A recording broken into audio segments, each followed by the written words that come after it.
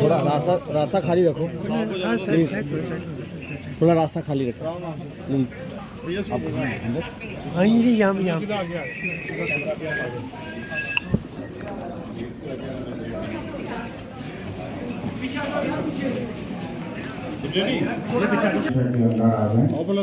और floral tributes दे रहे हैं पंडित मंगराम शर्मा जी को। सबसे गुजारिश है कि अपना स्थान ग्रहण करें।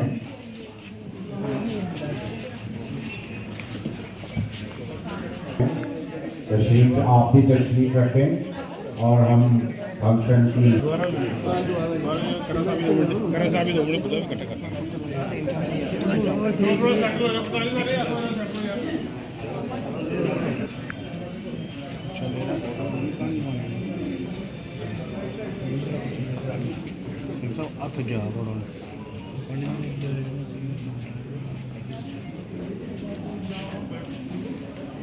चलेंगे आप जनाब, चलो इस साइड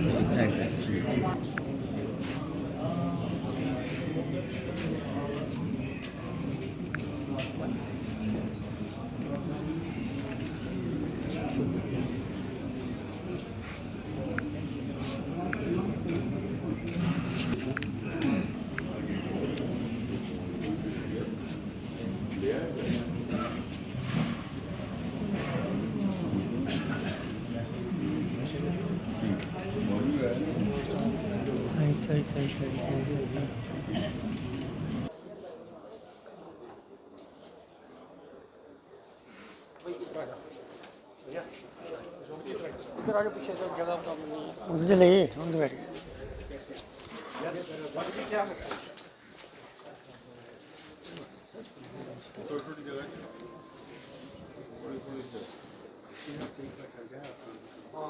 सर एक कंबाइंड फोटो देते हो जाए, फिर हम लोग आगाज करें। हमारे chief guest doctor Farooq Abdullah साहब और गेस्ट ऑफ ऑनर। सर सामने सर, एक मिनट सर कर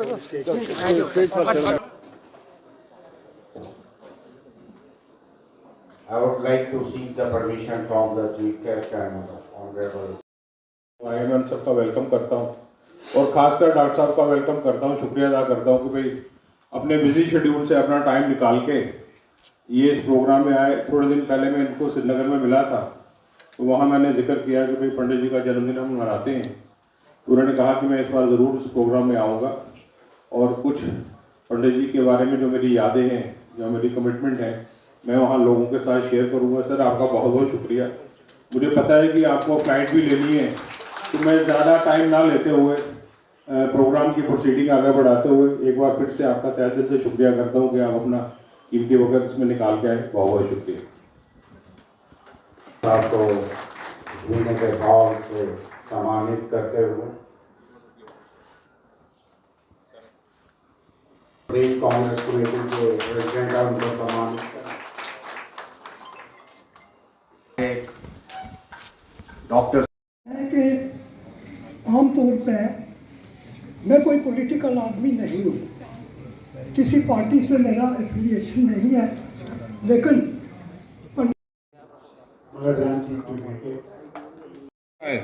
किसी ने अपने परिवार का गुजारा कर रहे हैं तो 2x2 का परमिट जाओ, बसें डालो, अपने परिवार का गुजारा करो। वो वक्त था कि जब वर्कर आता था, ले राशन डिपो खोल ले, सुबह भी खोल ले, शाम भी खोल ले, फिर घर में आके पार्टी की तंजीम का काम करे। ये सोच थी। सीमेंट का डिपो लेना है तो वो मंत्रियों के पास जाते थे, चलो सीमेंट वर्कर पलता था। आज वर्कर को पालने के लिए हमारे पास कुछ नहीं है, लोगों की एक्सपेक्टेशन बढ़ी है, लेकिन हमें समझते हैं कि यही RTI, अकाउंटेबिलिटी, ट्रांसपेरेंसी और ये सब चीज़ों के बाद ये कांग्रेस की लीडरशिप को जिंदा रहना कितना मुश्किल है कि वर्कर की मदद भी करना चाहे वो नहीं कर सकते।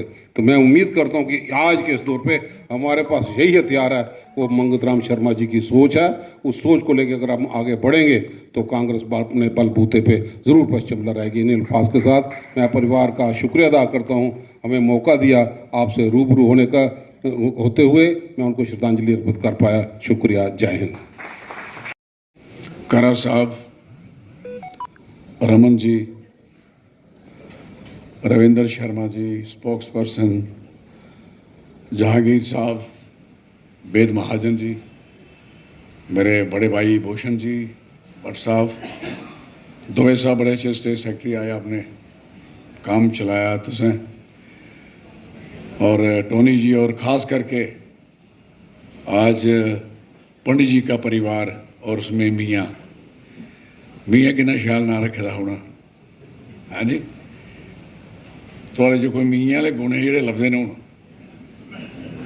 मेरे, वो इस करिए तुसे काम करते हो, मैं समझना बड़ी खुशी की गल है। मैं थोड़े पूरे परिवार की बहुत मुबारक देना चाहना, और ख़ास करिए जेड़े जिन्ने भी साथी और भैन वर्कर आए, नौजवान आए, बच्चे आए, इसलिए कोई 4 जनरेशन पंडित जी कन्नै जिसलै अगर जोड़ के तो 4 जनरेशन तालमेल है। अस लोग उंदी सैकंड च हैं, फिर थर्ड वाले भी हैं, फोर्थ वाले भी इसलिए भखे दे। मैं बड़ा खुश हैं कि पंडित जी का दिन ये बड़ी खुशी की गल। मैं पिछली बार भी आया, और मैं समझना कि मियाँ होना और इन्हीं घरें वाले जो काम रखे दा, ये वाकई तुसें अपनी एक फैमिली का समझना है कि सारे का सिर रखे दा, तुसें पूरी पार्टी का भी रखे दा, ये बड़ी अच्छी गल है। जिथे कर सवाल है कि उनके काम काज का, मैं उनके कन्नै एज ए मिनिस्टर भी रहा, एज ए इं निकारा वर्कर भी रहा, साथी भी रहा, अजीज भी रहा। मेरे फादर साहब कन्नै भी थे, वो पहले DNC च है, मेरे फादर भी DNC च है, उस जमाने की गल है जिसले कि एक पार्टी होंगी NC के DNC। पंडित जी उसले भी बड़ी अच्छी शख्सियत है, इस करिए उस सोच की भी मैं समझना कि सैकुलरिज्म जड़ा है, बुनियाद जड़ी है कितों आई दी, कि'यां आई दी है, आई नो बैटर। और एक गल मैं समझना कि जड़ा पंडित जी ने किसी आदमी की नाराज़ नहीं किया, ये बड़ी अच्छी गल है। लीडर ने करना भी ये चाहिए, वो फिर लीडर गल ही करनी है, बकवास नावा है, ड्रामेबाजी करनी है, अपने आस्ते करनी है, लीडर बनी जाना, झंडी ला ली, डंडी ला ली, इसका कोई मतलब नहीं है। झंडी डंडी के बगैर भी कोई फोटो खिंचाना बाहर तो पता लगता है कि लोग उहदे कन्नै आए। बंदा जीते भी नहीं होया रहता, अं खजल होआ है, तां भी दुनिया आखे भाई क्या हाल है, पन्छान करन, उसी आखदे लीडरी। जीते दे आदमी मूँह नहीं लान, आखन साला नंबर 2 जीत्या, हेरा फेरी करी जीत्या, शराबे कन्नै जीत्या, पौए कन्नै जीत्या, EVM कन्नै जीत्या, हेरा फेरी कन्नै जीत्या, मजहब कन्नै जीत्या, इज़म कन्नै जीत्या। और उसी उन्हें जीतने का क्या मतलब है? कोई मतलब नहीं, उनके वास्ते है कहीं सिर कुर्सी चाहिए है जियां मर्जी। और मैं समझना कि कुर्सी जी है एक दौर होंदा है, समय होंदा। असा 5-6 इलैक्शन जीते, मेरे आदमी रही सकता एक आदमी जिसकी वाकफी नहीं हो, जिसी बंदा कोई जानता नहीं है, उसे पता भी नहीं वोट कुसी पाना। क्यों? BJP ने पूरा प्लान किया है, अगर हरी जाती है तो इनके वास्ते थाने जेलों ये उसी बचाने वास्ते इन्हें कुछ भी करना है। ये मेरी गल याद रखियो। अगर तुस लोग, मैं सिर्फ एक राय देना चाहना, और खुद मैं अगे चलने भी तैयार है, मिगी डर नहीं, मैं परवाह नहीं करता। मेरी जिंदगी मैं स्ट्रगल संघर्ष, मैं अपनी कॉन्स्टिट्यूंसी एक घर गया, कोई मिगी कोई मिलाल नहीं करने का। आए भी मैं एक करके दिखा, मैं कोई लैर फैर च ना पै उसले आया हा ना फिर आया। मैं कांग्रेस तिवारी जीत्या, अर्जुन सिंह साहब की तिवारी साहब की पार्टी भी जीत्या हैं, मैं BJP भी जीत्या, मैं कांग्रेस कितने बारी जीत्या। तो सवाल यह कि मेरी सारी समझ है इलैक्शन, वो आदि बंदे की पन्छाणना अजकल थोड़ा औखा ही हो, चेता रख लिया, मत पे खेरो भाई औखा ही। पहले लोगों का चेहरा साफ सुथरा हा, आई थोड़ा जाली का हो गया, तो पन्छाणी लगे तो लगन रमन नहीं पे इतने लटोई का सब कुछ। आज सोचने जीती दे भैन जीते दे सारे। और जनाब तुस लोकें ही बनना, जिसले स्टैंडर्ड मुक्की आ, समाज के अंदर अपनी करैक्टर खत्म हुई आ, तो बड़ी लानत क्या मैं भी शराब बंडी सकना, मैं भी पूरा इंतजाम कर सकना, लेकिन मैं अगर नहीं पींदा, मैं अपने परिवार की शराब पीता नहीं दिखी सकता, मैं अपने दोस्तों की अपनी महफिल की शराब पीता नहीं दिख सकता। हाउ इट कैन पॉसिबल कि मैं लोगों की शराब पिलाइए तो मैं मुकाबला करें किसी लंगड़ दुंबे का? नैवर, और ना मंजूर। ये मेरी गल क्लियर रखियो।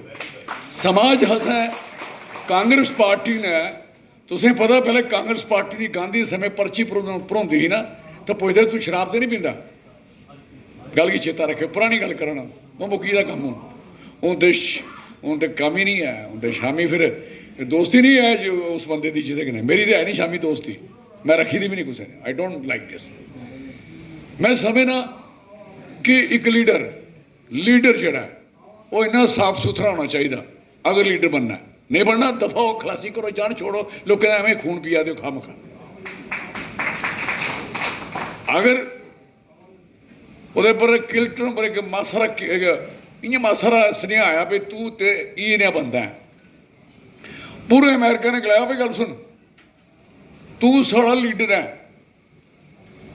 तू साड़ा लीडर है, अस खाइए पीए ऐश करिए, पर तेरा काम नहीं है पुत्रा, तू नहीं कर सकता। You are president of America, ये तेरा काम नहीं है काम करना। माफी। इस करिए लीडर पहले तो फिट होना बड़ा जरूरी है।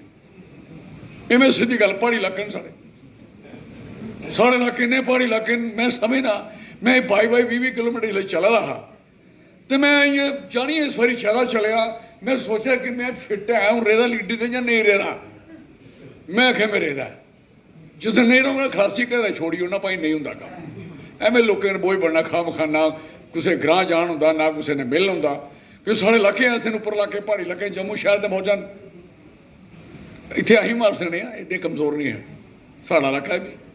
लेकिन सवाल है, मैं जनाब की गलाना चाहना, असें पार्टी ने एक डिजाइन बनना है, सारी पार्टी को बखरा, कोई मुश्किल गल नहीं है, डिजाइन बनना है और अपनी कुछ प्रिंसीपल जड़े साढ़े एन पार्टी के उन्हें भी मजबूत करने की जरूरत है। मेरा आपको सलाम और खुशी है कि देख के सरपंच मंगत राम जी ने लोगों के दिलों में अपना मुकाम पैदा किया था। उसके दुश्मन उसकी जमात में थी, बात नहीं, हर जमात में ऐसी तो बोल, मगर वो जबरदस्त नरम थे लोगों की तरफ, हर वक्त उनका ख्याल लोग। पहली मुलाकात उसी वक्त मैं जांच किया था कि लोगों में इसके लिए कितनी मोहब्बत है, इसलिए नहीं ये मंत्री है या संतरी है या कुछ नहीं, उसके तरीके जिंदगी से हर एक से प्यार से बात करना, सुनना और कोशिश करना जितना उनसे हो सकेगा उसकी मदद करना। उसे दुख भी बहुत थी, बात याद रहती, जबरदस्त दुख उसने देखी आखिरी जिंदगी, मगर वो डटे, कभी अपना रास्ता नहीं बदला। मुझे याद है जब हमने मुजस्मा खड़ा किया, बहुत बड़े नेता तो ये भी वहां थी। मैंने कहा मंगत राम जी, अगर मैं कभी पावर में हूँगा फिर से इंशाअल्लाह एक दिन आपका मुजस्मा भी मैं करूँगा। और आज ये कर कि वो जगह देखी जहाँ पे उनका मुजस्मा लग सकता, कि लोग याद रखें कि इस आदमी ने किस तरह से लोगों की खिदमत की है। पंडित मंगल राम शर्मा, पंडित मंगल राम शर्मा, ये तो क्या है, डॉक्टर फारूक साहब, जब तक इंसान कुर्सी पे होता है तब सब सलाम कर रहे हैं, जब कुर्सी से उतर जाता है मेरे ख्याल से अपने भी उसको भूल जाते हैं। ये तरीका है। सूर्य नमस्कार करने के लिए हम सब खड़े हो जाते हैं सुबह, शाम को जब डूब जाता है कोई भी वहाँ उसकी तरफ सलाम नहीं करता। यह है, मुझे याद है राजीव गांधी प्रधानमंत्री थे, मैं मुख्यमंत्री था, तो हमने सोचा कि यहाँ पे डिप्टी चीफ मिनिस्टर किसको बनाया, तो दो नाम आए। तो ये आया कि मंगत राम जी को बनाया जाएगा या हमारे डोगरा साहब को बनाया जाएगा। मैंने ये आप पे छोड़ा, आप फैसला करें, मेरे लिए दोनों बराबर। जो मैंने डॉक्टर साहब को देखा, खुद हाथ पकड़ के वो सेक्रेटरी के पास इंसान को ले जाते थे और कहते थे भैया इसका मुसीबत है, इसका काम करो,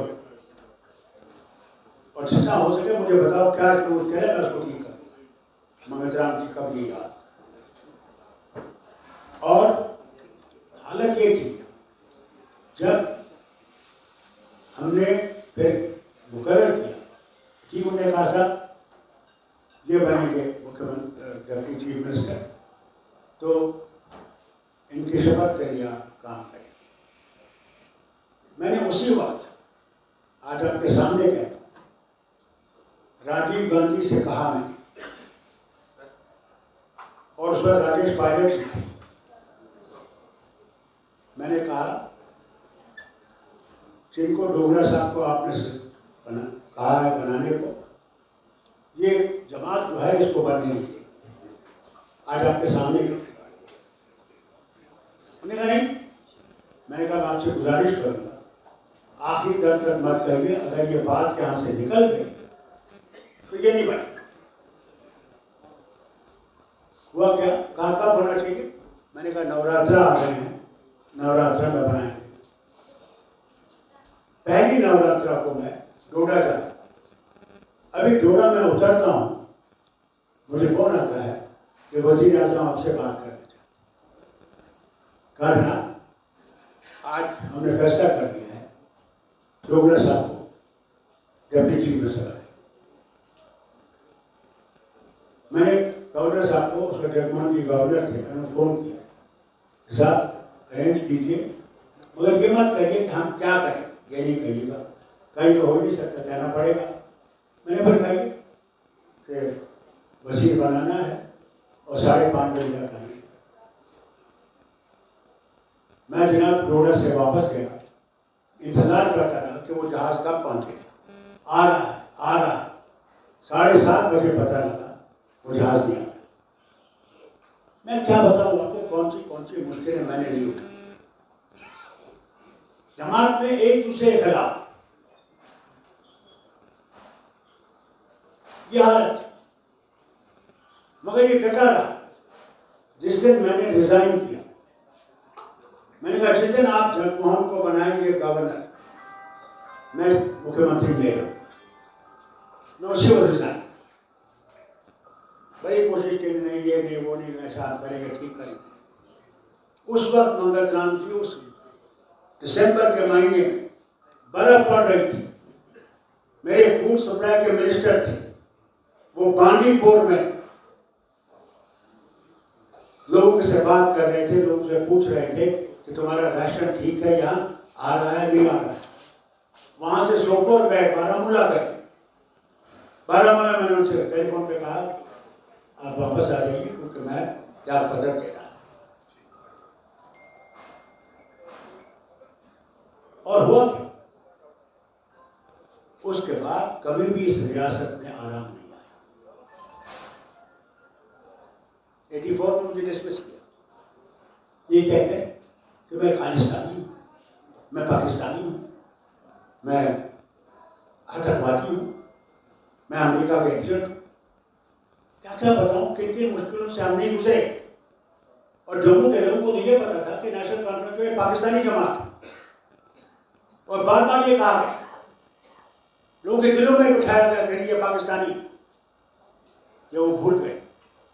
अगर हमने पाकिस्तान जाना था तो 47 में कोई हमें रोक नहीं सकता था, मुस्लिम मेजॉरिटी स्टेट है, उस वक्त हम जा सकते थे उधर। मगर शेख कश्मीर ने फैसला किया कि नहीं, हमने रहना है तो महात्मा गांधी के हिंदुस्तान के साथ रहना है, हमने कहीं और नहीं करना। मगर ये लोग भूल गए, और आज की जो हुकूमत है वो तो बिल्कुल ही इस चीज़ को भूल गई। वो तो जितनी नफरत पैदा कर सकती कर रही है। आज कांग्रेस पे हमले कर रही है महाराष्ट्र का इलेक्शन जीतने के लिए, इसके बजाय कि देश को तोड़ा जाए, देश को तोड़ने की कोशिश की जा रही। मुझे बताइए, ये हिंदू है, मैं मुसलमान हूँ, क्या फ़र्क है इसमें और मुझ में? अगर ये चले और कहीं जाए, मैं जाऊँ और किसी को पता नहीं हम क्या है, क्या वो बता सकेगा ये मुसलमान है ये हिंदू है? डॉक्टर हो के आपसे कहता हूँ, कितने जिस्म मैंने चीरे हैं, कहीं भी मैंने ऐसी चीज़ नहीं देखी कि दिल यहाँ नहीं है पाँव में, दिमाग यहाँ नहीं है दिल में है। हर चीज़ उसने जो हमें दी बराबर की दी, और हमने नफरतें पैदा की। हम लोग नफरतों के जिम्मेदार हैं। हिंदुस्तान पाकिस्तान नहीं बनता अगर हम ये नफरत पैदा नहीं करते। आज ये मजबूत वतन होता, हमारे झगड़े नहीं होते, मगर अफसोस ये है हमने उसकी तरफ नहीं देखा। हमने कभी ये नहीं देखा कि हमारा धर्म हमें सिखाता क्या है। हम धर्म के तो मालिक बन जाते मगर ये नहीं जानते मजहब नहीं सिखाता आपस में बैर रखना। हिंदी है हम, वतन है हिंदुस्तान हमारा। कभी ये नहीं सोचा। जिस दिन हमें सोचने लगेंगे कि हम इस बात वतन के वासी हैं और हमारा हक है इस वतन में, तब कोई झगड़े नहीं रहेंगे। उस चीज़ को पैदा करने की कोशिश की। ऐसे नेताओं को लाइए जिन्होंने सारी जिंदगी लोगों के लिए बसर की, मगर उसके बाद जो ही कुर्सी से उतर गए किसी ने याद नहीं किया, किसी ने नहीं देखा। चंद साथी थे जो जाते थे मिलने, पूछे जाते जैसे डॉक्टर साहब इनके पास आते थे। सही बात कहना है, इंसान को अपनी सेहत का भी देखना है, मगर कौन देखता सेहत? कोई देखता नहीं। हमें समझते हैं कि हम तो मशीन है, हमें तो खाने की जरूरत नहीं, टाइम की जरूरत नहीं।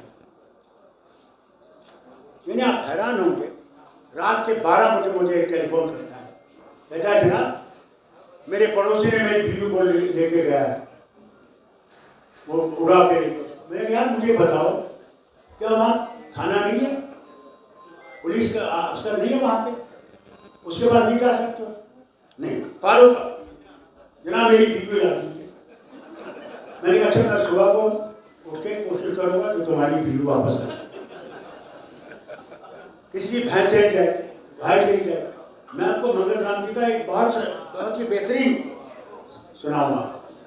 क्या लीडर गाँव वाले आए या आरएसपुर के आगे बॉर्डर के साथ, उनकी भैंसें पार चली गई और ये गांव वाले जनाब मंगल राम मिनिस्टर थे कि जनाब हमारी भैंसें चली गई, उनको क्या कुछ कहिए। देखिए आजकल उस आदमी कितना जुड़ा हुआ था। सेक्रेटरी का फोन ला, उन दिनों मोबाइल नहीं था, ना उसमें तार ना कुछ, उठाया फोन, कहा देखो मुझे मिस्टर भुट्टो से मिलाओ, वो प्राइम मिनिस्टर थी पाकिस्तान। तो जनाब फोन मिलाया गया, मिस्टर भुट्टो फोन पे कहता है कि ये हमारे मंत्री जी हैं मंगत राम शर्मा जी, तो ये आपसे बात करना चाहते हैं।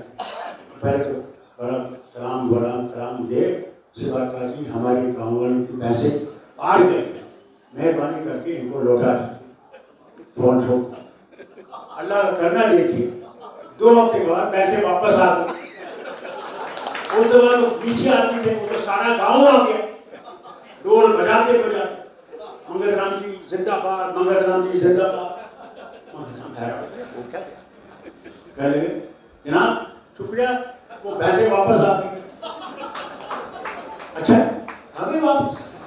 सेक्रेटरी फोन लाओ, फोन मिलाओ, मिसेस भुट्टो से बात करूँ। जनाब मिसेस भुट्टो फोन, जनाब आपका बड़ा बड़ा शुक्रिया, सारा गांव आया, फोन ऐसे रखा तो मारो नारा मिसेस भुट्टो जिंदाबाद।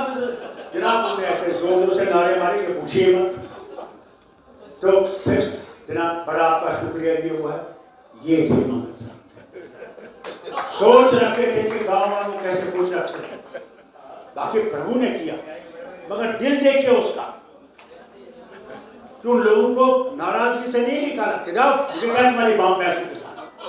आज तो जनाब अगर इंसान आता दरवाजे में, ओए क्या चाहिए तुझे, मैं नहीं जानता, कल इसी ने बेचारे ने वोट किया, इसी ने उसके लिए, उस वक्त तो हम जुट जाते, मगर जब कुर्सी पर बैठ जाते हैं हम इंसान को भूल जाते हैं।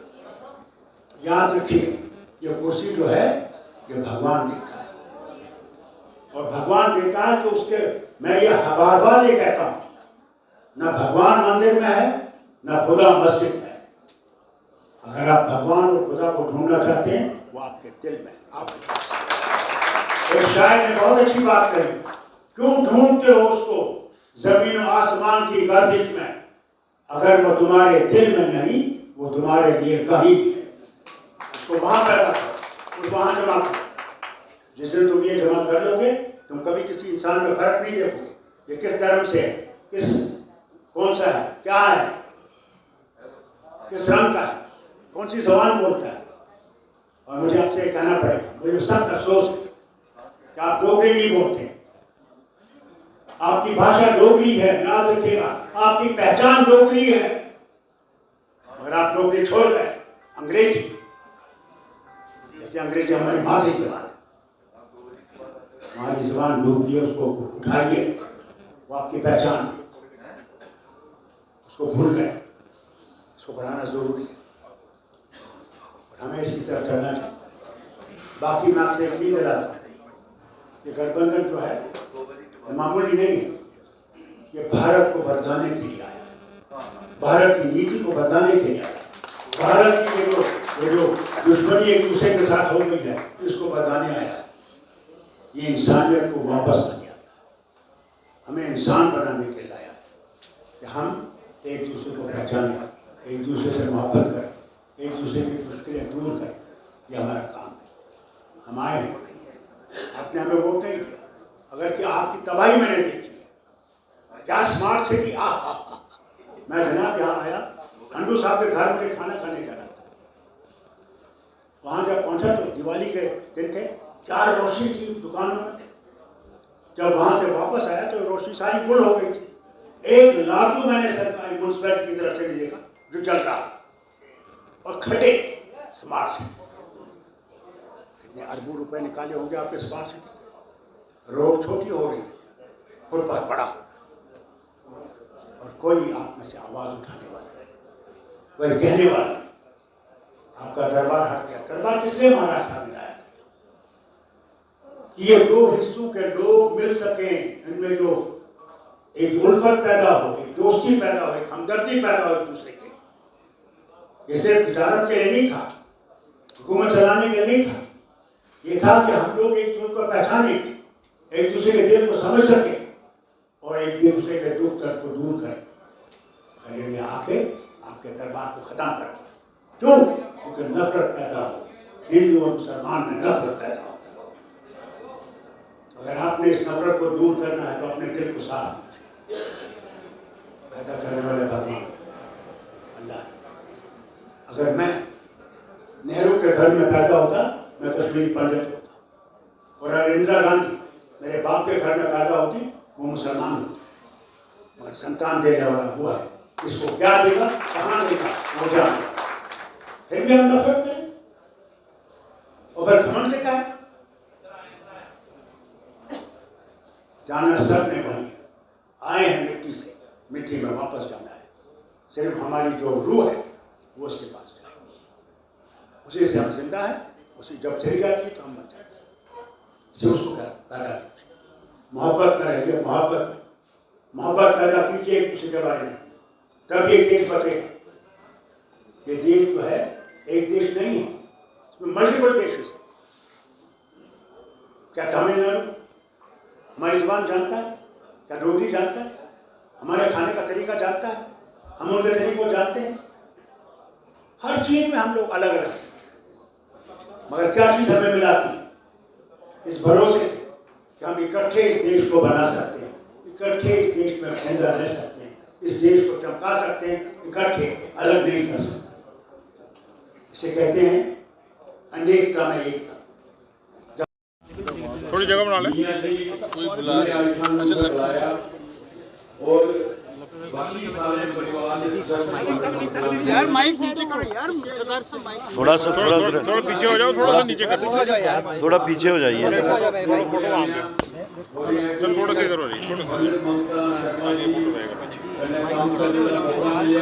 क्या कहेंगे जिस तरह भगत राम जी डिप्टी सीएम थे, आप क्या और बाकी सारे जितने भी देखिए, आज हम श्री मंगत राम शर्मा जी का जन्मदिन मना रहे हैं, 92nd बर्थडे मना रहे हैं। और आपने देखा होगा कि इस वक्त जम्मू कश्मीर की जितने भी लोग हैं, all across the political parties, all faiths, all regions, वो उनकी याद में यहाँ जमा है, उनको ट्रिब्यूट्स दे रहे हैं। ये जो ट्रिब्यूट्स हैं ये दर्शाता है कि Pandit Mangat Ram Sharma as a politician उनकी क्या क्वालिटीज़ थी, लेकिन उससे ज़्यादा एज ए ह्यूमन बीइंग जो उनके वैल्यूज़ थे, पॉलिटिकल वैल्यूज़ थे, ह्यूमन वैल्यूज़ थे, हमारी नज़र में उस चीज़ को जो अप्रिशिएट आज किया जा रहा है वो आजकल के हालात के हिसाब से बहुत ही अनुकूल है। आज ज़रूरत है मंगत राम शर्मा जैसी शख्सियात का जो सियासत से ऊपर उठ के इंसानी जज्बा, इंसानी तकाज़े, इंसानी जज्बात की कदर करते हुए यहाँ के लोगों को हैंड होल्डिंग करें और मंगत राम जी की तरह उन सब ताकतों के साथ लड़ें जिन ताकतों के साथ मंगत राम जी ने पूरी ज़िंदगी लड़ाई लड़ी है, लेकिन एक डिग्निफाइड तरीके से लड़ाई लड़ी है, एक वैल्यू बेस्ड पॉलिटिक्स की है। आज हमें मंगत राम शर्मा जी को जो सही ट्रिब्यूट है वो यही है कि उनके बताए हुए रास्ते पे सारी पॉलिटिकल पार्टी, सारी पॉलिटिकल थॉट से ऊपर उठ के ह्यूमैनिटी की हम मदद कर सकें, वही उनका सबसे बड़ा ट्रिब्यूट होगा। फारूक साहब ने कहा कि कांग्रेस को वीक करने की कोशिश की जा रही है, क्या कहेंगे? देखिए, ये वही बात है जो हम बार बार कह रहे हैं कि बीजेपी की जो ये जिंगोइस्टिक पॉलिटिक्स है, ये थेरेटिक्स जो उनकी है, या जो उनका वो एक डिविसिव सेट ऑफ स्टेप्स हैं, वो एक अटेम्प्ट है पूरे हिंदुस्तान को वीक करने की। वो सिर्फ कांग्रेस को वीक नहीं कर रहे हैं, वो हिंदुस्तान को वीक कर रहे हैं।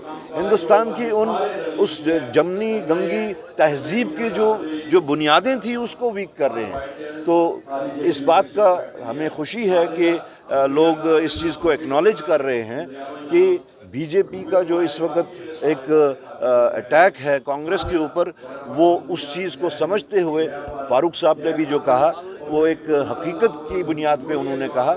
लेकिन हम ये कहेंगे कि जहाँ तक कांग्रेस का ताल्लुक है, बार बार उसको कमज़ोर करने की इन्हीं ताकतों की तरफ से जो आज तक की कोशिशें हुई वो नाकाम हुई और हमेशा नाकाम होती रहेंगी। कांग्रेस हो सकता है न्यूमेरिकली नंबर वाइज कभी कमज़ोर हो, कभी बढ़ जाती है, लेकिन कांग्रेस को कोई डेसिमेट नहीं कर सकता, कांग्रेस को कोई मार नहीं सकता, कांग्रेस की आइडियोलॉजी और फिलॉसफी जो है उसको कोई मार नहीं सकता। तो ये अटेम्प्ट्स उनकी तरफ से जो हैं वो कांग्रेस को कमज़ोर करने की अटेम्प्ट्स नहीं है, वो हिंदुस्तान को कमज़ोर करने की अटेम्प्ट्स है। आपको नहीं लगता आज सिक्योरिटी रिव्यू मीटिंग हो रही है और वहीं पर सरकार को भी ऑन बोर्ड लेना चाहिए?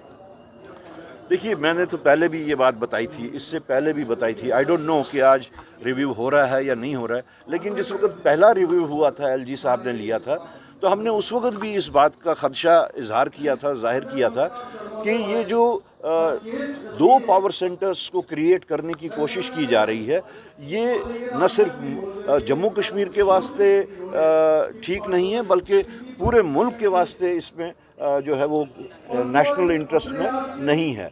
मैं ये भी कह दिया था कि अगर एक साइड से एलजी साहब सिक्योरिटी की रिव्यू लेते हैं और दूसरी साइड से अगर चीफ मिनिस्टर साहब भी सिक्योरिटी की रिव्यू लें, हो सकता है दोनों में अलग अलग डायरेक्शंस के कोई फैसले हों, तो फिर तो ये क्रॉस रोड पे चलना शुरू हो जाएगा। मेरे ख्याल में एलजी साहब को अब ये एक्सेप्ट कर लेना चाहिए, the transition is a reality today.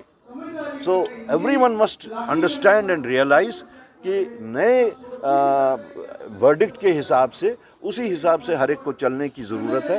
तो मैं गुजारिश करूँगा उन सब लोगों से, एलजी साहब से बिलखुसूस, कि वो एक हॉलिस्टिक अप्रोच लें, एक इंक्लूसिव अप्रोच लें, ताकि जम्मू कश्मीर का भला होने के बजाय कहीं खराबी ना हो जाए। यही मैं उनसे कहना चाहूँगा।